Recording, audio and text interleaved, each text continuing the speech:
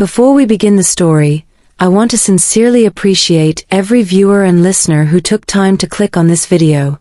Your support, comments, and engagement mean everything and help this channel grow every single day.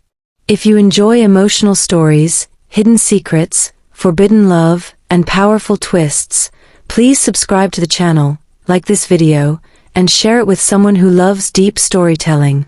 Your subscription motivates us to keep bringing you longer, better, and more gripping stories.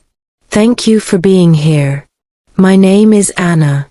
If you saw me walking down the streets of Madrid, you would think I was just another woman trying to live a normal life. I dressed simply. I worked a quiet job. I smiled when people spoke to me. No one ever guessed that I was married to one of the most dangerous men in Spain. Not even my own family knew. I met Madrigo 3 years ago in Barcelona. At that time, I had just moved from Valencia after my mother died. I wanted a fresh start. I rented a small apartment near El Raval and found work in a private art gallery close to La Rambla. My life was lonely, but calm. Madrigo walked into the gallery on a rainy afternoon. He was tall, well-dressed, and quiet. He did not smile much, but when his eyes met mine, I felt a strange pull. He spoke little English and preferred Spanish. His voice was calm and controlled. He asked about a painting of the old city of Seville. I explained its history, the artist, and why the colors were dark. He listened carefully. That was how everything started. He came again the next day. Then the next week. Sometimes he bought art. Sometimes he just stood and watched.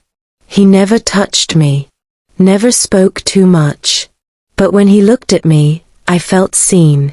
After 2 months, he asked me to have coffee with him at a quiet cafe near Placa de Catalunya. I almost said no. Something about him felt heavy. But I went. He told me his name was Madrigo Alvarez. He said he worked in shipping and private investments. He said he traveled often between Madrid and Marbella. He did not talk about his family. I did not push. I told him about my life. About losing my parents. About feeling alone in a city full of people. He listened without judging me. That night, he walked me home. He did not try to kiss me. He simply said goodnight. I fell in love slowly. That made it more dangerous. Months passed. We met in Barcelona, Madrid, and sometimes in Seville when his work took him there. He paid attention to small details. He remembered what food I liked. He remembered my fear of loud places. He never raised his voice. One night in Madrid, after a long walk near the Royal Palace, he told me he loved me. I believed him. When he asked me to marry him, I was shocked. We had only been together for a year. I asked him why he wanted to marry so fast. He said life was uncertain and he did not like waiting. We got married quietly in Toledo. No friends. No family. Just us and a civil officer. I wore a simple white dress. He wore a dark suit. Afterward, we had dinner in a small restaurant overlooking the river. That was the happiest day of my life. I did not know I was marrying a Mafia boss. After marriage, things changed slowly. He bought us a house outside Madrid, close to the Sierra de Guadarrama. The house was large and heavily guarded. At first, he said it was for privacy. Then I noticed the cameras. The men at the gate. The cars that followed us. I asked him questions. He gave me soft answers. One night, I overheard a phone call. He was speaking in a low voice, using words I did not understand fully. But I heard fear in the voice on the other end. Madrigo ended the call and noticed me standing there. Our eyes met.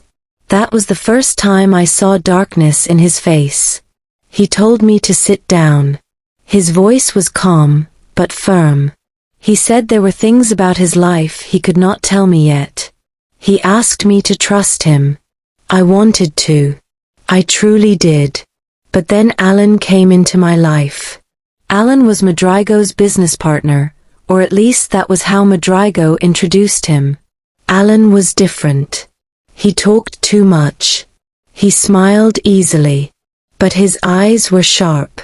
He came to our house often, always with news or problems. One evening, while Madrigo was away in Marbella, Alan stayed behind. He found me in the kitchen. "You deserve to know who you married," he said. I laughed nervously and told him not to joke. He did not smile. He told me Madrigo was not just a businessman. He controlled ports. He controlled routes. He controlled men who were willing to kill without asking questions. He said Madrigo was one of the most feared mafia bosses in southern Spain. I felt sick. I told Alan he was lying. He sighed and said Madrigo loved me, but love did not change who he was. He warned me that once you married into that life, there was no easy way out. That night, I could not sleep. When Madrigo returned, I confronted him. I asked him if it was true. He looked at me for a long time. Then he nodded. He said he wanted to protect me from that world. He said marrying me was the only normal thing in his life. He said he would never hurt me. But I realized something terrible. I was already trapped. After Madrigo told me the truth, nothing felt the same. The house no longer felt like a home. The walls felt closer. The guards outside felt like a warning instead of protection. Every sound at night made me sit up in bed. Every phone call he took in another room made my heart race. Madrigo tried to act normal. He cooked for me. He asked about my day. He held my hand when we walked through quiet streets in Madrid. But I could see the weight he carried. His eyes were always alert. His body was always tense. I started noticing things I had ignored before. The black cars parked outside the house. The men who greeted him with respect and fear. The way doors opened quickly when he entered a room. The silence that followed him. One afternoon, I asked him why he really married me. He said he wanted a life untouched by crime. He said I made him feel human. He said I was his peace. His words were gentle, but they scared me more. Because peace does not survive in a violent world. Alan visited more often after that. He acted friendly, but I could feel something else beneath his smile. He spoke openly in front of me now, as if the truth no longer mattered. One day, while Madrigo was in Valencia handling a problem, Alan asked me to join him for coffee in Madrid. I did not want to go, but refusing him felt dangerous. We sat near Gran Via, surrounded by noise and people. Yet I felt alone. Alan told me Madrigo had enemies. Many enemies. He said marriage made Madrigo weak. He said some men believed I could be used against him. I asked him why he was telling me this. He leaned closer and said he wanted to protect the business. He said if Madrigo fell, everything would collapse. I realized then that Alan did not care about me.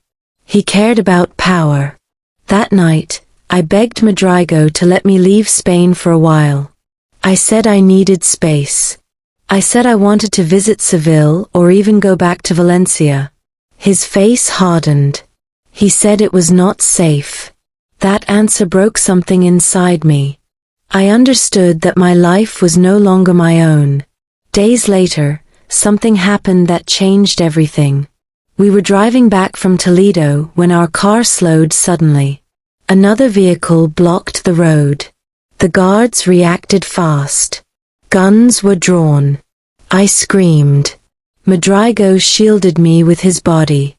I felt his heart beating fast against my back. Shots were fired. The sound was loud and sharp. I closed my eyes and prayed.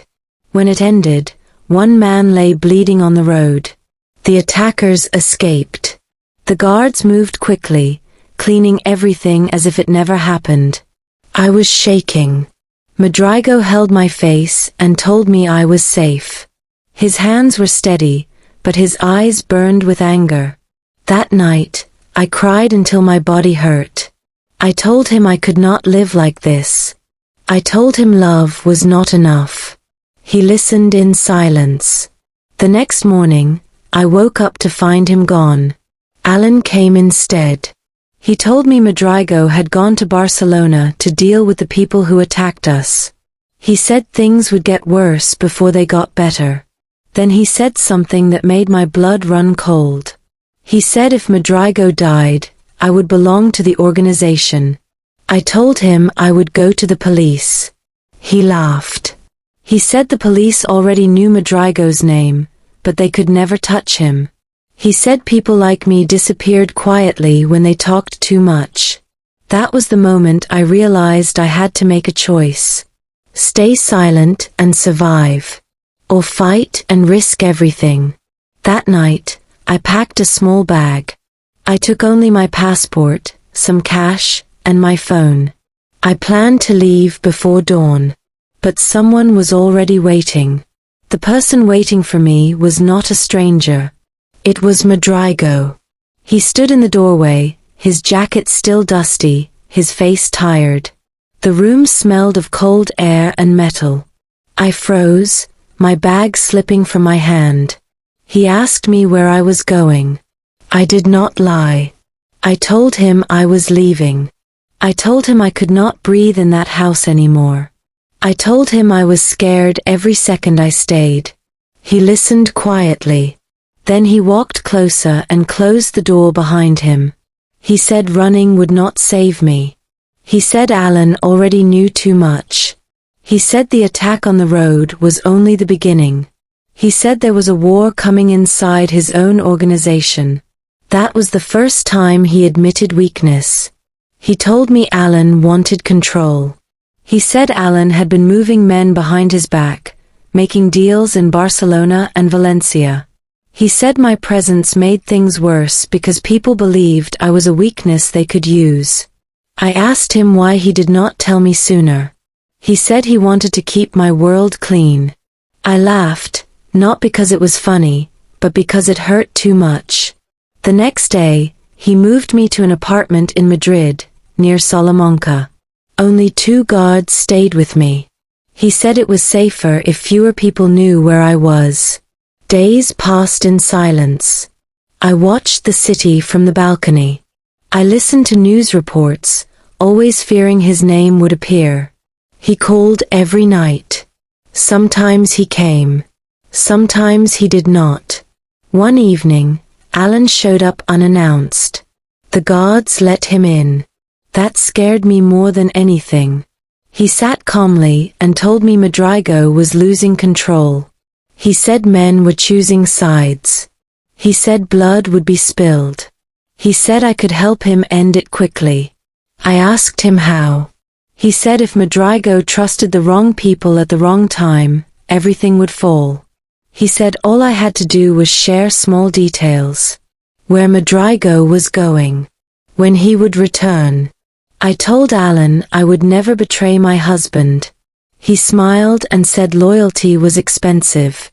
That night, Madrigo arrived unexpectedly. His face was bruised. His knuckles were cut. He looked like a man who had not slept in days. I told him about Alan. His silence scared me more than anger. He said Alan had crossed a line. He said there would be consequences. The next morning, Madrigo took me to Seville. He said we needed to disappear for a while. We stayed in an old house near the river, far from noise and guards. For the first time in months, things felt almost normal. We walked quietly. We ate simple food. He talked about leaving everything behind. He talked about selling what he could and starting over somewhere else. I wanted to believe him. But the past does not let go easily. One night, I woke up to shouting. Cars surrounded the house. Guns were raised. I heard Alan's voice. Madrigo pushed me into a back room and told me not to come out. I heard shots. I screamed his name. When the noise stopped, I stepped outside. Alan was on the ground, bleeding. Madrigo stood over him, gun lowered.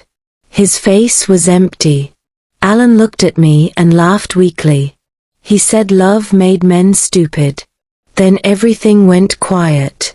We left Seville before sunrise. On the drive back to Madrid, Madrigo told me the truth. There was no clean exit. There never had been. He said the only way to protect me was to end everything completely. And he had a plan. Madrigo's plan was simple, but dangerous. He said he would turn himself into a ghost. Not to the police. Not to the courts. But to the world that feared his name. He explained everything to me during the long drive north. He would give up control of the ports in Valencia and Barcelona. He would burn records, close routes, and hand over territories to men who wanted power more than blood. He would disappear before anyone could stop him. He said power only existed because people believed in it. I asked him what would happen to us. He looked at me for a long time before answering. He said I would leave Spain. That broke my heart. He said my name was already known. Even if he vanished, I would always be connected to him. He said love did not protect people like us. Distance did. We stopped near Zaragoza for the night. In that quiet hotel room, we held each other like people already saying goodbye. No promises. No future plans. Just truth. The next morning, he gave me a new passport. A ticket. Cash. He told me to go somewhere quiet and never use my real name again. I asked him if he was afraid. He said fear had followed him since he was young. He had learned to walk beside it. At Madrid Barajas Airport, we did not kiss. We did not cry in public. He simply held my hand once, then let go. That was the last time I saw Madrigo. Months passed. I lived in a small coastal town outside Spain. I worked simple jobs. I avoided attention. Sometimes, I watched the news. There were stories about power shifts, arrests, and disappearances. Madrigo's name was mentioned once, then never again. People said he was dead. Others said he escaped. I never searched for answers. Because some truths are safer when left untouched. Sometimes at night, I remember the man who walked quietly beside me in Barcelona. The man who loved art and silence. The man who wanted a normal life but was born into violence. I was his secret wife. And he was my greatest love and my greatest fear. Love does not always save you. Sometimes, it only teaches you how to survive.